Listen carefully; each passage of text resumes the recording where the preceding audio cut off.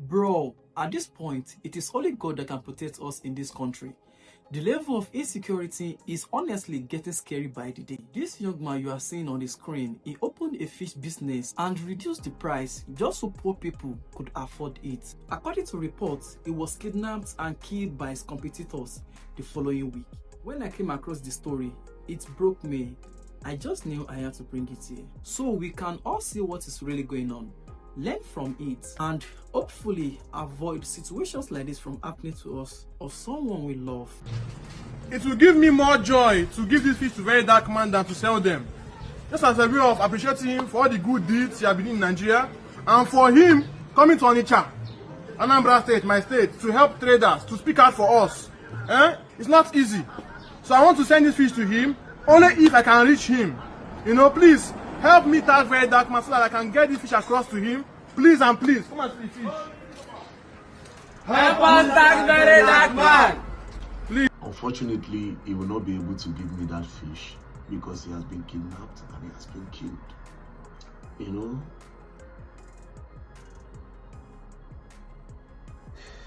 When we ask, right, what is the offense of this guy? If you go to his page,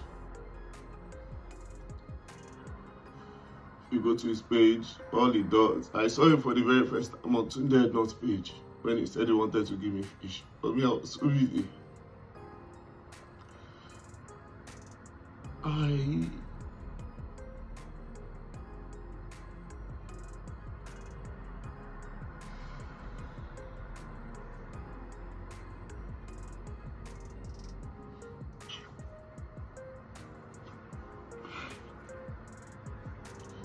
Every time I talk about the government, I always talk about, even if you're not going to give the people anything, just give them security.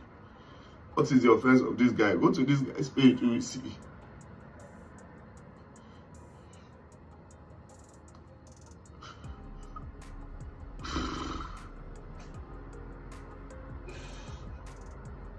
Guy, everybody, people.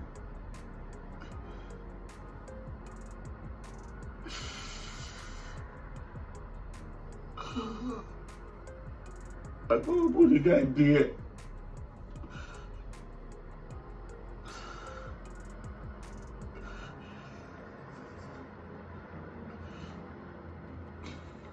When I opened his DM, man, look at what he sent to me on the 23rd of June. He said, "Big brother, please, it will be an honor to get this fish across to you. It's already in the oven, one name." On the 26th of June, sent another one. He said, "I greet you, big brother, your fish is ready. Any info where I will send it to will be appreciated. Please accept this gesture." To the executive governor of Anambra State, Chukuma Soludo. You see, I see your kids. They go abroad. One of them is even abroad. What's his name? Ozuna. What's his name? When your children in the country, maybe say, if you don't like that country, you not go send your pikin go. If security no dey that country, you no go send your pikin go. At the governor of Anambra State, the kidnapping and killings in Anambra State is too much. It's too much. What is the hope of entrepreneurs? What is the hope of the people that want to do business in Nigeria? The government don't offer you too much, and when you decide to start, you are not even sure of your security. Every day, I'm even tired of hearing this thing. Every day, you say, they kill farmers for Benue. We say they kill farmers for jobs. These things. The man's name was Onyekere, but most people knew him as Fish Magnet. He was killed on July 27 in one area of Oka, the capital of Anambra State. According to reports, he was ambushed at his residence in Ezefinite village. They shot him in the leg before taking him away. That was the last time anyone saw him alive. Now, here's where it gets more disturbing. Word on the street is that his killers might have been threatened by his sources. He had made fish farming accessible and affordable for the average person. Instead of gatekeeping the business, he was empowering others. Apparently, that didn't sit well with some people. They say when you are doing good, not everyone is happy, and sadly, this might just be another example. What is even more heartbreaking, he was the only son of a woman known to be the Abga women leader in the state. Watch this clip to hear more about what really happened. Life cut short. Well, the Anambra State Police Command has confirmed the incident and stated that the victim's vehicle was recovered. The Commissioner of Police has directed all tactical and intelligent units to intensify efforts to apprehend those responsible for what he calls the cowardly act. The incident has caused significant outrage and concern among residents in that area and, of course, the state, Anambra State. This is really a tragic news. And I believe that he's also the son of a woman leader from Abga. And so he was well known, and he was really known for his advocacy. And you could see that last video, teaching people how to fish. Really sad situation coming out from Anambra State. This is terrible, Oji. You know, when we focus on issues around insecurity, there's a tendency to focus on what's happening in the north. But the honest truth is that there's so many other parts of the country, specifically the east, the southeast, where there's continued insecurity, and a sustainable solution has not been found yet. We know the consistent things that are plaguing that region, but unfortunately, they are not getting the attention that I think they deserve. So that's the first thing. Then the second is the fact that his mother is a well-known politician. I hope this is not politically motivated, because that's another side of toxic politics. So, you know, sometimes when we say statements like "don't heat up the polity" and so forth, it almost sounds like it's just bravado, right? But the honest truth is that there are some people who take this thing too far. Of course, an investigation is ongoing, so I can't, nobody knows whether or not that is part of it. But I'm just putting it out there as something that cannot be dismissed in the context of it for now. And now look at this brilliant young man who decided to, you know, these days our parents, the older generation, are always complaining that young people don't like to do farming. Young people don't like to do all this. Now look at this young man who's decided that he wants to pursue fishery as his career, doing well for himself, employing people. You can see from the size of the fish there and just the knowledge he has of the industry that he's somebody who is professional in what he's doing, and he's somebody who has a good sense of his industries. But you know, gosh, I send my condolences to his family, and I hope those people are caught. Again, ransom is illegal. You know, they say that the payment of ransom should be illegal. Okay. But what do you tell these desperate families? But this is why they say ransom payment is illegal, because you pay the money, but you're not guaranteed anything after paying that money. Very unfortunate. You know, recently when the National Security Advisor did come out to say that things were getting a whole lot better as regards to security, I'm like, I don't know what statistics he's looking at, but these are some deaths that you wonder and you shudder.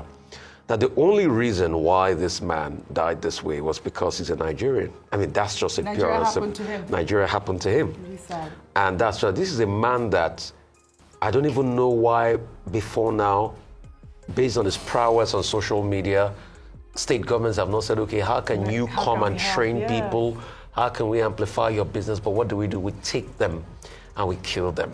Nigeria has become a country that life is so cheap. A man that grew up to this extent, they just snuff life out. I don't even want to care how much the ransom is. No amount of money can be compared to life and the people he was employing and the ecosystem he was creating and the joy he was giving people. Yes. So he was not only just creating his content for people in Nigeria, even people in diaspora that might have learned one or two things from him.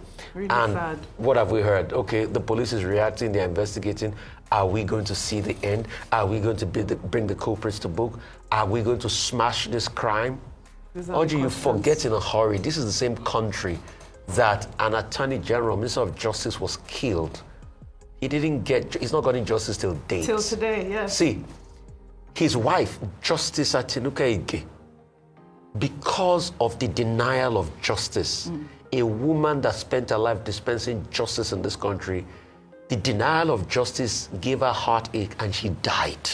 Really sad. And that's the kind of country we live in. So please, well, let us do everything this is to a ensure sad, that he doesn't die again. sober, painful reminder of the reign of criminality, impunity, in the country, and insecurity, if you may add to it, and an indication that it's not just in the northern part where you have no insurgency and banditry.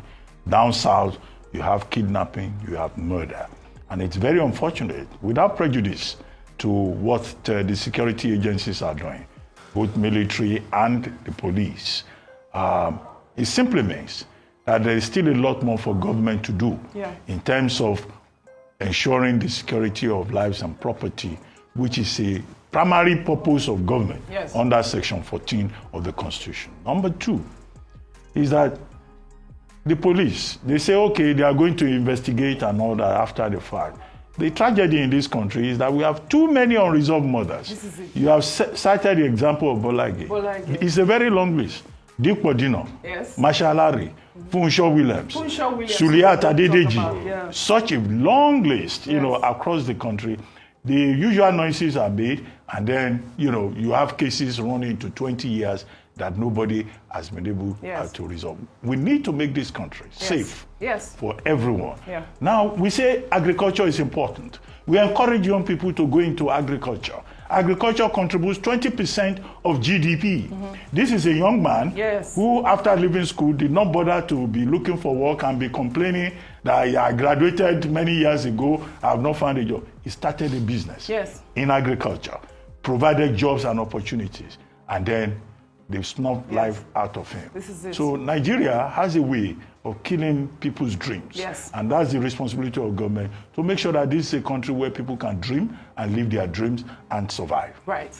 And we call on the Chief Security Officer of the state, Professor Charles Chukwuma Soludo, to also take charge of Anambra State. May his soul rest in peace.